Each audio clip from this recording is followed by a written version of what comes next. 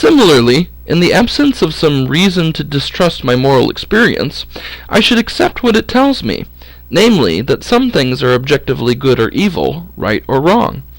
Most of us would agree that in moral experience we do apprehend objective values and duties.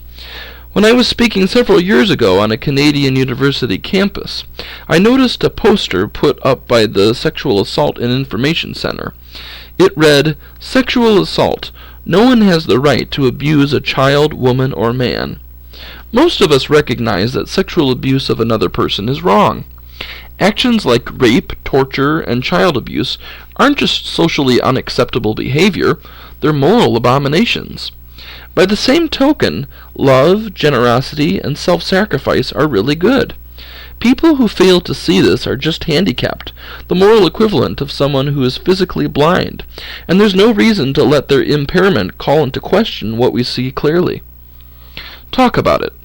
What do you make of the fact that professors are more apt to believe in objective moral values than students, and that philosophy professors are more apt to believe in objective moral values than professors in general?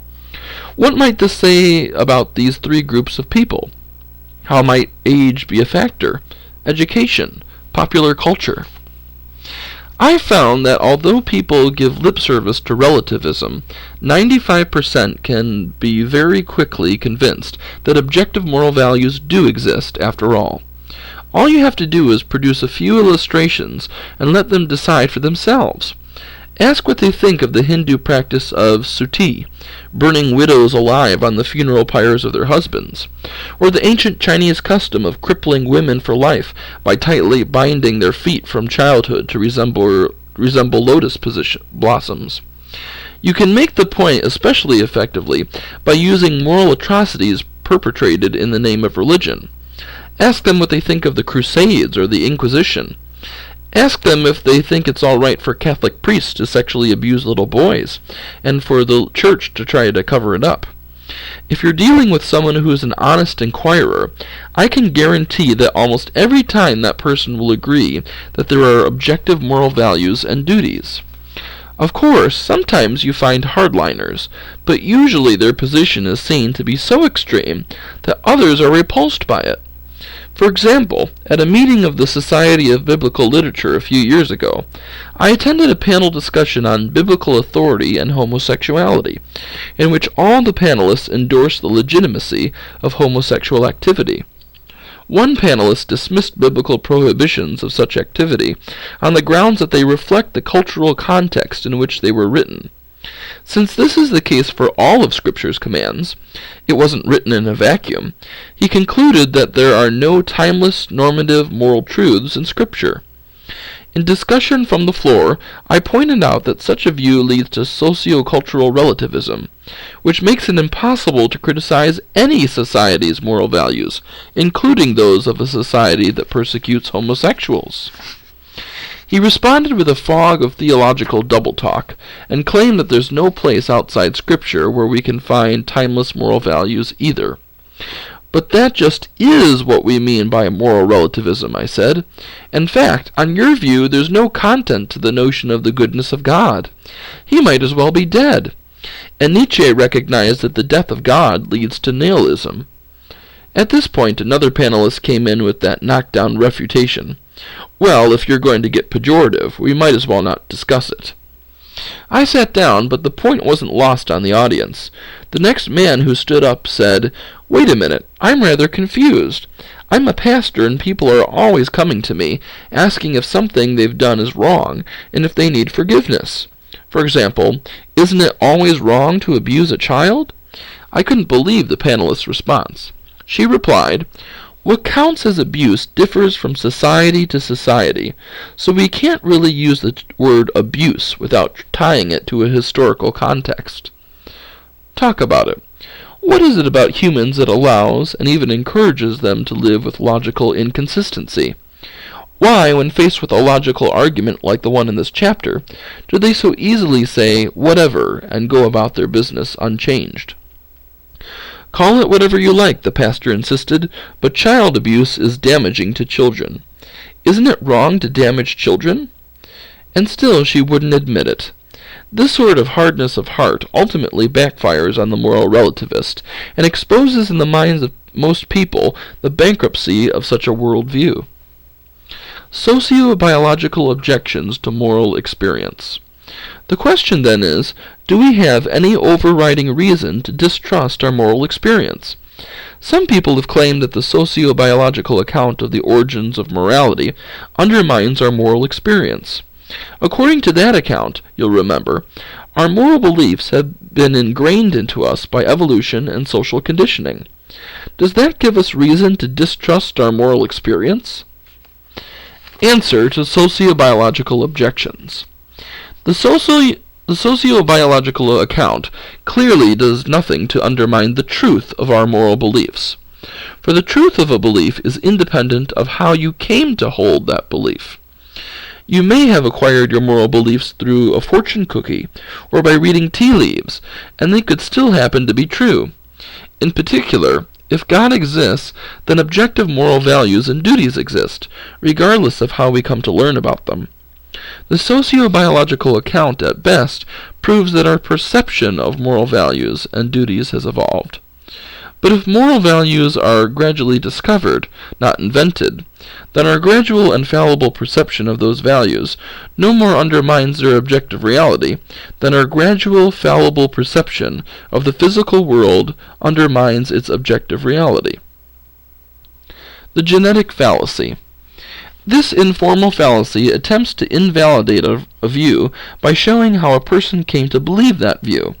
For example, the only reason you believe in democracy is because you were raised in a democratic country. Therefore, your view that democracy is the best form of government is false.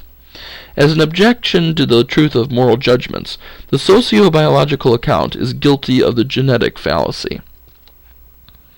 But perhaps the sociobiological account undermines not the truth of our moral beliefs, but our justification for holding such beliefs. If your moral beliefs were based on reading tea leaves, they might accidentally turn out to be true, but you wouldn't have any justification for thinking that they are true. So you wouldn't know that they are true. Similarly, the objection is that if our moral beliefs have been shaped by evolution, then we can't have any confidence in them because evolution aims not at truth, but at survival. Our moral beliefs will be selected for their survival value, not for their truth. So we can't trust our moral experience, and therefore don't know if premise 2 is true. There are two problems with this objection to our knowledge of premise 2. First, it assumes that atheism is true. If there is no God, then our moral beliefs are selected by evolution solely for their survival value, not for their truth. I myself press this point in defending premise 1. If God does not exist, then the sociobiological account is true, and our moral beliefs are illusory. But, you see, that's no reason to think that the sociobiological account is true. Indeed, if God exists, then it's likely that he would want us to have fundamentally correct moral beliefs, and so would either guide the evolutionary process to produce such beliefs, or else instill them in us. Romans 2:15. Apart from the assumption of atheism, we have no reason to deny what our moral experience tells us. Second, the objection is self-defeating. Given the truth of naturalism, all our beliefs, not just our moral beliefs, are the result of evolution and social conditioning. Thus, the evolutionary account leads to skepticism about knowledge in general. But this is self-defeating, because then we should be skeptical of the evolutionary account itself, since it too is the product of evolution and social conditioning. The objection therefore undermines itself. So given the warrant provided for premise 2 by our moral experience, we're justified in thinking that objective moral values and duties exist. Even Gentiles, who do not have God's written law, show that they know his law when they instinctively obey it, even without having heard it. They demonstrate that God's law is written in their hearts, for their own conscience and thoughts either accuse them or tell them they are doing right. Romans 2:14-15. Conclusion. From the two premises, it follows that God exists. The moral argument complements the cosmological and design arguments by telling us about the moral nature of the creator of the universe. It gives us a personal, necessarily existent being, who is not only perfectly good, but whose nature is the standard of goodness, and whose commands constitute our moral duties. In my experience, the moral argument is the most effective of all the arguments for the existence of God. I say this grudgingly because my favorite is the cosmological argument. But cosmological and teleological arguments don't touch people where they live. The moral argument cannot be so easily brushed aside. For every day you get up, you answer the question of whether there are objective moral values and duties by how you live. It's unavoidable. So, in answer to the question that opened this chapter, no, we cannot truly be good without God, but if we can in some measure be good, then it follows that God exists. The moral argument. Pro. Number 1. If God does not exist, objective moral values and duties do not exist. Without God, naturalism is true, and morality is illusory.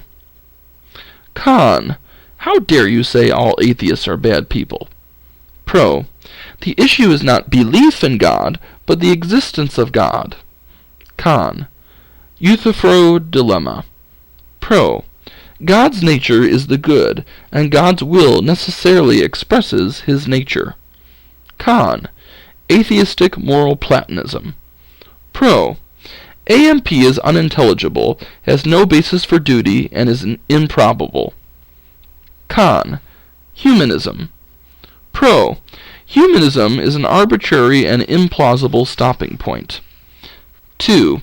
Objective moral values and duties do exist.